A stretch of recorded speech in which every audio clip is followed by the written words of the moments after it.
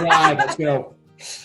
Hi, everybody. Hey, everybody. Welcome back. We're here, week 5, with Chris Bergen, Amber Callahan, and today we have a special guest, Bill Craighead from Cleveland Home Title. Welcome, you guys. So we have some really interesting information for you. We hope that you find useful in your real estate thoughts and ideas, and let's just dive right in. Okay, Chris, you had some stats you wanted to go over. Yeah, just a couple quick stats to get us going. So as you recall, we've been kind of tracking Cuyahoga County and how it's doing year over year here, and then looking at our bellwether Lakewood as the other barometer. So in Cuyahoga County, and granted we're early here in May, the week of May 11th here, but the stats are, listings is the big one. Last year, over 4,000 homes for sale in Cuyahoga County, single-family homes. Right now, we're tracking just over 2,000. So where we were down about 1,000 homes compared to last year in April, we're down about almost another 1,000 less for sale compared to the same time last year. Now, it's early May. We'll see how the month, tracks out here. The good news is over 2,000 homes are pending, under contract. If half of those close in the month of May that are pending right now, we'll have the same number of sales in the county or more compared to the same time last year. So over 5,000 sales last May. We're tracking to be in the 6,000 range this May. So the sales are there. Even if half of those sell, we'll be around 5,000, 5,200 sales for the county. Sellers are still averaging 96.2% of what they're looking for. Last year, 96.1. This year, 96.2 for the entire county. When we break Lakewood down, again, the biggest issue is inventory's down. 48 homes for sale this morning in Lakewood. Last year, same time period, 66. So that's the biggest difference. We got almost 69 under contract. Last May, we had 202 sales in Lakewood. We're tracking to be around 195 at the end of this May. So not off significantly. Last year, May, sellers were averaging 97.9% sales price to list price. And right now we're looking at 97.3. So minimal drop off. Sellers are still getting top dollar for their home. And as we discussed in the past, marketing time's down by about 10 days. Yeah. So Bill, welcome. Thanks for chatting with us here. Yeah, thanks for having me. What are you seeing in the market? Yeah. So the numbers are a little, they're pretty consistent with what Chris is sharing. Year over year, I did year to date. I was just kind of looking at some numbers. We are down 5% overall in closed transactions from this year to last year, which all things considered, I don't think is too bad. No. We were down a little bit last month from last April. But based on what we have under contract scheduled for May, if everything closes, we would have a significant uptick, almost 30% more closed in May this year than last year. Oh, wow. So if you factor that in with where we were in April, a little bit down, it certainly averages out, but it'll probably get us to about even as where we were last year. So, we've been fortunate. And I do attribute some of this, Chris, you and I have spoke a bit. Some of it is a little bit of refi business. Right. I was going to ask you about that. That has kind of helped fill that gap. So whatever disparity there may be that you cited with, the purchase market, that's been made up a little bit by refi, but the purchase market still is predominantly our core business. Right. And it's been really steady. People are still buying homes. Again, we're not seeing a significant drop in the home valuations of sales prices. Right. There definitely was a period in time, end of February, early March, where there was definitely a slowdown, understandably. Right. But as a whole, first quarter was very strong relative to last first quarter of 19. And new orders are steady coming in. So, families are buying homes. And again, like you said, the biggest challenge is just finding a home in the community they want. Inventory, for sure. Yeah. Inventory is the main issue we have going. Yeah, but truthfully, and you guys have more data than I do, but just, in following what you guys have talked about over the last 4 weeks prior, and just conversations, inventory has been a local, regional, and national issue for the last 4 or 5 years. I mean, obviously, it's a bit more amplified now, but it's not something that's that new. No, absolutely. The buyer traffic is increasing nationally. A lot of us, well, most of the brokerages across the country use showing times for their online showing request system. And remember a couple weeks ago, we talked about the decline, and the decline was the roller coaster coming down. Well, now buyer traffic is going up the hill again nationally. And we haven't noticed the drop off locally, maybe a little bit early on in March. There was a little bit of a lull in buyer traffic, but the buyer confidence came back rather quickly, where you hit it on the head. The seller traffic is the biggest threat going forward. We just need more. We knew going into 2020 we would need more inventory, and now with the seller confidence not as high as it had been, we're going to struggle coming into the spring selling season here for May and June of getting that seller traffic back up. Now, do you guys feel like we've delayed the spring selling season, buying season a little bit, that maybe that we're just on track or a little off track or delayed? I think so. I just think, again, it comes back to seller confidence. Folks feeling good about having people in through their homes. I think that's the key. I don't think anybody's concerned about the dollars and cents or the time they'll be on the market. And so just, finding each individual seller's plans and goals and concerns and helping them develop a plan around those is going to be the key. So it's going to be a little bit more personal touch, a little bit more convincing sellers that there are safe protocols in place. And we'll talk about this fancy-dancy one-page virtual marketing in a few minutes, but the fact that we can do so much online now and not have to do it in person, we'll chat about that in a few minutes.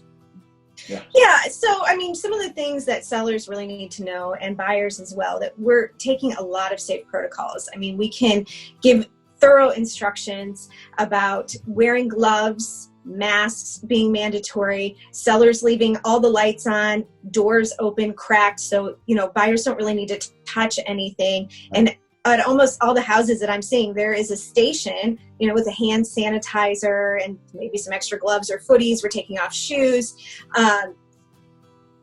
There are ways, so it just depends on the seller and their individual, comfort level and what their thoughts are on what they, how they want to sell their house, but it will sell. It's a great market to sell your home in right now. Prices are high, inventory is low, and they're selling quickly.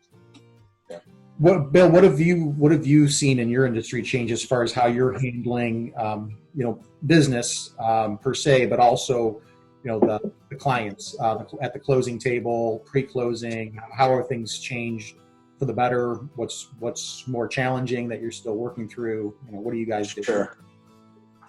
Yeah, it's changed a lot, obviously. So, our part of the business, just for the fact that we have to, when we're recording a deed in all our counties, our core counties, it still has to be the original paper deed. And so many of the counties, most of the counties, you can e-file a mortgage, but the deed precedes that, and that has to be filed in person. And so that's a challenge because obviously when we're trying to distance and not have tons of personal contact, it just simply, there's a lot of paper that has to be signed in person, and then original documents have to be recorded. So there's really no way of getting around it. So that's been our biggest challenge of trying to how to navigate through that and keep our people safe, keep buyers and sellers safe, and then obviously, equally as important, maybe more important, is making sure that we can continue to transact and make sure that people can, sell and buy their home. So with all that being said, trying to get all of that taken care of, and then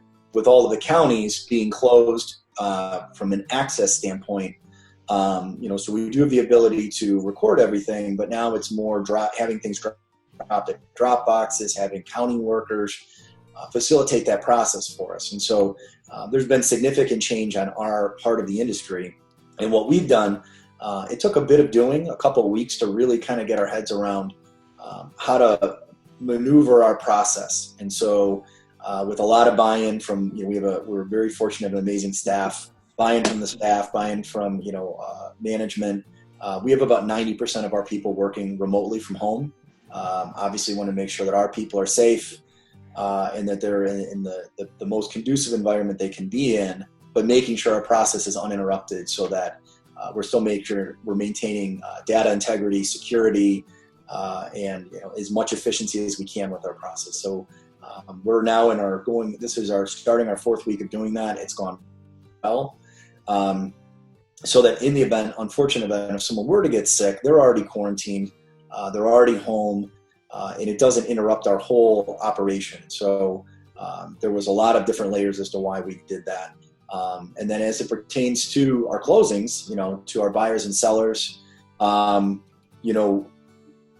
of the things we've prided ourselves on for years is, being as flexible as we can in meeting buyers and sellers at their homes, their place of business. I don't want to say there's no hours, but I mean, we've closed on weekends, we close night. I mean, right. A lot of companies do that, and we really pride ourselves on being accommodating. We've kind of gone away from that temporarily. Safety for our people, safety for the buyers and sellers, not getting a lot of people into their homes in an environment that we are unaware of or can't control. Right. And so, we're fortunate. We have our West Side office in Westlake. We have an East Side office in Woodmere. Soon to have an office in Brunswick. It's almost done. But we're having individuals, as much as we can, come to our office. It's an environment we feel that we can control a little bit better from a cleaning and sanitizing perspective. In the event that someone can't do that, we are going to them, but we're signing them on a porch or through a window. We had a signing at a nursing home where we had our closer sitting on a rock outside of the window, and the seller was on the other side of the window. And so, the realtor was there, and I know they appreciated it. It was very atypical, right. But we want to make sure we're doing things in a safe environment, the correct way. And that's worked. And so at our closings, all of our closers have gloves. We are asking whomever's signing to wear gloves as well. We have sanitizer there. Obviously, whatever pen they're using, if they're using ours, they can keep them, and they can do that anyway, but we don't want it back. And then we're wiping everything down, tables, chairs, all that good stuff after each close. We've had to move some closes around because, maybe at popular time, 9 o'clock, 8 o'clock in the morning, right. We want to make sure that we don't have a bunch of people sitting around and packed together. And I've been very happy. The majority of people have been amazing. They understand. They want to be safe. I think they appreciate it.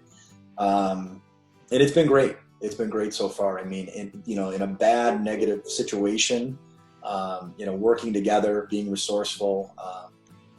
So far, so good. It's worked really well for us. Great. That's really great that you've been able to pivot that way. I know I have some clients that closed with you recently, and they were just thrilled with the experience that they had. And they did come into the office, and they said it was just so neat and clean and I mean, they just were positive in this situation to encounter a very professional experience like that. And it worked out really well. So kudos to you for doing a great pivot there, Bill. Yeah, not easy, but real quick, Bill, just to piggyback on that. So, now that you've invested so much in getting your folks set up to work from home and work remotely, what any specific plans or intentions to start to bring folks back to the office more, or what do you guys think? And now that more offices are opening up to work, is it going to be? Yeah, it's definitely been a topic of conversation. So we did not make this move as a result of Governor DeWine's order. And so opening things up, in my opinion, has been really more geared towards, entities, companies that were non-essential, right. Deemed non-essential. So it was an opening back up of the businesses that were unable to work. And I know that they've definitely been emphasizing, if you can continue to work from home, please do so. Right. There definitely are some efficiencies that are gained by working in the office. And so we're kind of just mitigating those circumstances to do the benefits of working together again, and probably in some capacity, maybe like split staff to kind of, sparse out the density of where we're at. So just really trying to figure out like, do the benefits outweigh the risks? And so, right. The short answer to a long longer answer I give that's good. would be that we're trying to figure that out. And so we're working through the pros and cons. So right now we have a system that works. We have people safe. So probably for the next at least 2, 3, 4 weeks, it's going to be status quo, and we're just going to kind of take things a week to 2 weeks at a time. Perfect. Yeah. The other, we've talked a lot over the last couple of weeks, Amber and I, about just how we've changed how we interact with buyers from the real estate side of things. And, we've got this really nice 10-step, one sheet of paper virtual listing plan presentation now that we can roll out for our sellers, anybody thinking about selling their home. And all of it can be done just the way we're doing it right now, online. Right. And it's really nice. We're really happy with how Berkshire Hathaway put this together for our clients. So, talking about, we spent a lot of time talking about how we've helped buyers relieve their concerns and fears about how they're going to transact in the marketplace. And this is a great rollout for us to show our sellers the same thing, how we can protect their health and safety and still help them accomplish their financial goals. So we'll be rolling that out to all of our clients over the next couple of weeks here, just to let them know, and the general public, let them know how we can help them achieve those goals and do it from a perspective where they feel comfortable and safe in doing it. So just doing our part to see if we can help the seller traffic pick up over the next month or two. So something I've been hearing, Chris, is that some sellers are pulling back because they're waiting for a better market. Right. So what would you say to that? Because, I know what I would say, that you're in a pretty darn good market right here. So why risk it? Yeah, the market's pretty strong. The pent-up demand amongst the buyers is huge. We, pre-March 16th or pre-March 1st, the anticipation was that 2020 would fully mirror 2019 from a real estate perspective, with tight inventory, with appreciation between 1% and 3% locally for homeowners, low marketing time, high demand, multiple offers. Last week when I tracked the stat, about 40% of the homes that have sold year to date in Lakewood were at or over list price. So that trend continued. For a seller to be able to get 98 cents on the dollar still with the current environment that we're in, I don't know how else we have to talk about the other concerns sellers have other than the dollar side of things. The market's strong. We're looking at 3 of the 4 major indicators expected the national GDP to improve in the third quarter, and 4 of the 4 expected an improvement in the fourth quarter. So the economic recovery, nobody's expecting a flat recovery. We're not sure we're going to have the climb up the hill recovery like some folks have expected. But when you look at the unemployment numbers, yes, it's 14.7%. Unemployment filings have declined again compared to the previous report. There's still 3.2 million applied for unemployment. We're down from that apex a few weeks ago. 90%, interesting, 90% of those interviewed expect to get their job back at some point this year. So we're at 15.7% now. Will we be at 10% by year end? Maybe. Remember that key indicator we've talked about is one, real estate and unemployment tend not to go hand in hand. There are plenty of examples since the 1980s where unemployment was high, but real estate had a killer year. So if we maintain more than 10% for a long time, yes, housing's going to be affected. But if we drop that, we could drop to 10% by year end and get back into the 6 to 8% the first quarter of 2021. Real estate's not going to miss a beat because of that pent up demand. We just need seller confidence to return to the market. Right. And that's the thing. We're expecting, what we've been hearing and projecting is that real estate's going to help pull us out. Right. The demand is there. We've said it multiple times. So, everything looks good. The pent-up buyer demand is there. We are both seeing it. We're getting calls frequently from people looking to jump in. They see the low interest rates. They're sitting at home, working from home. They have a little more time perhaps. Right. And they're thinking about making the move now. Right. So the most interesting thing I've heard the other day in regards to the recovery is the people part of it. And I think they referred to it as people science. the quote was basically, when will people feel comfortable to return to some sense of normalcy? Movies, flying, going to stadiums or concerts, those types of events. So as we see that confidence level return, I'm thinking seller confidence from a real estate perspective goes hand in hand.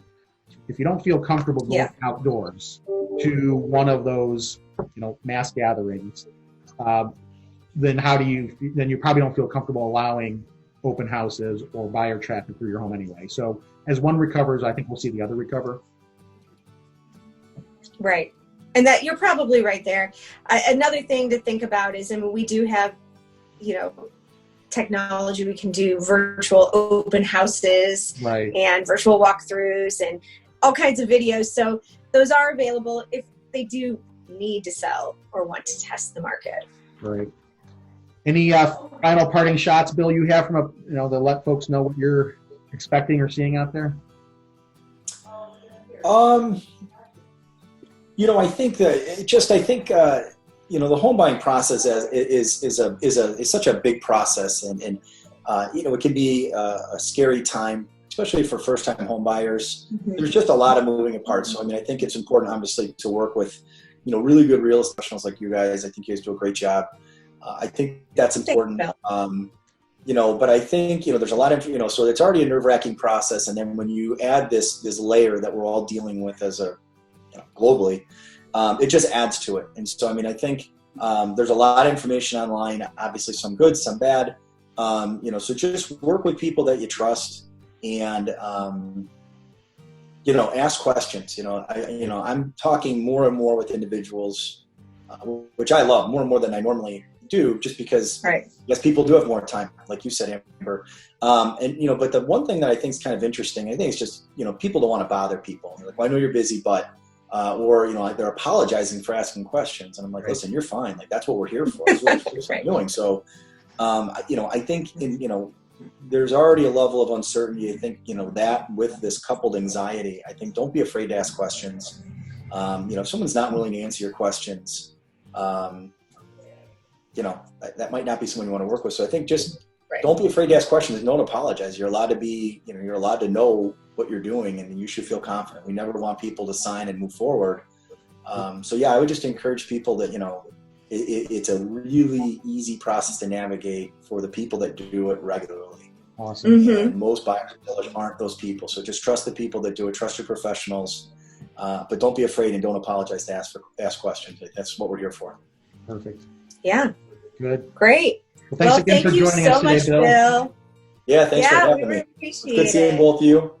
All right, good to see you too, and your smiling face. All right, and we'll tell see your everybody family else hi back next week, right? Yes. Pardon?